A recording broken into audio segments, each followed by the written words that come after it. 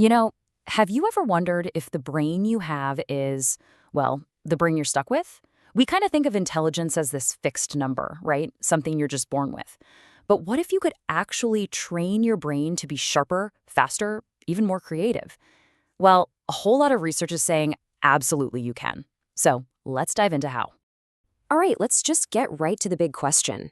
Can you actually get smarter? For the longest time, the answer was a pretty firm no. But it turns out that's not the whole story, not even close. And to really get why, we first need to take a look at how we've always tried to measure what it even means to be smart. I mean, we've all heard of the IQ score, right? It was developed way back in the early 1900s, and it pretty much became the gold standard for measuring how well you can reason compared to other people your age. But here's the thing.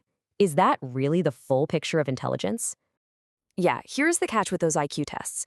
They tend to miss some of our most important skills. I mean, think about it. Where does something like creativity fit in?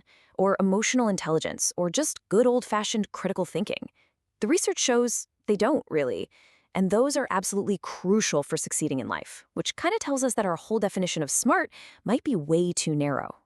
Okay, so this all leads to a really revolutionary idea that just flips that old model on its head. This belief that your brain is fixed, it's just outdated. The scientific reality is that your brain can and does change. And really getting that, well, that's the key to unlocking your real potential. And this incredible ability has a name: neuroplasticity. It's the science behind how your brain physically rewires itself. Every single time you learn a new skill or have a new experience, you are literally building and strengthening the connections in your brain. It's not set in stone at all. It's more like this super dynamic, adaptable network. So, to get a little more specific, psychologists basically break intelligence down into two types. First, you've got crystallized intelligence. Think of this as your brain's library, all the facts and knowledge you've picked up over the years. But then there's fluid intelligence, and that's your ability to think on your feet, to solve new problems you've never seen before. And this difference is so important because it's that fluid intelligence that we can actually train and get better at. And look, this isn't just some nice theory. A huge study from the University of Michigan proved there's a direct link. The researcher Suzanne Jaggi put it perfectly. The more training, the more improvement in fluid intelligence. Simple as that. This was a total game changer because it gave us hard proof that doing these targeted brain exercises really works. So, okay, if our brain is kind of like a muscle, what does a good workout actually look like? Let's get practical here and talk about a real workout plan for your mind. All right, first up, memory and reasoning. We're talking about things like jigsaw puzzles, crosswords, Sudoku, even simple card matching games. And these aren't just for killing time. Studies have shown they don't just help your memory, they also boost the language and reasoning skills that are a huge part of being smart. Okay, next workout. Let's talk visual and spatial skills. You know, your ability to picture things in your head, rotate shapes, figure out how to get from point A to point B. That's a huge piece of fluid intelligence. And doing things like mazes, playing with 3D models, or even just closing your eyes and imagining an object from different sides can seriously strengthen that ability. And sometimes the best training comes from places you might not expect. Take music, for example. A classic study found something incredible. They took a group of preschoolers, gave them music lessons, and saw a huge improvement in their spatial reasoning. So why? Well, it's because music is all about patterns, structure, and sequences. And it turns out those are the exact same skills you need to solve complex puzzles. And get this, the effect is super powerful.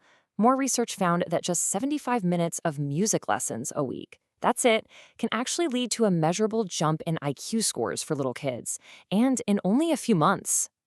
Or how about this one? Learning a new language doesn't just give you a new skill. It physically changes your brain. I mean, they've done brain scans that show people who are bilingual have denser gray matter. You know, the part of the brain that's packed with all the neurons. You're literally building a stronger, more complex brain. And hey, never underestimate the power of just staying in school and being curious. A massive study, we're talking over 600,000 people, found that for every single extra year of formal education, people gained between 1 and 5 IQ points. It just goes to show you lifelong learning has real, measurable benefits. So we've got all these great activities, puzzles, music, learning new things. But to really get the most out of them, it's not just about what you do, it's about how you do it. Just kind of going through the motions isn't going to cut it. To really rewire your brain, you have to learn how to do something called deep work.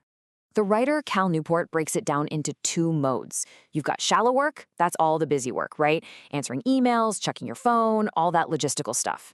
It's easy, but you're always distracted. Then you have deep work, and that's when you're completely focused, no distractions, pushing your brain to its absolute limit. That's where you actually build new skills. That's where the magic happens. So, how do you actually do that? You build a ritual. First, pick a spot, the same quiet, distraction-free place every time. Second, decide how long you're going to focus for, even if it's just 15 minutes to start. Third, set your rules. No phone, no internet, whatever it takes.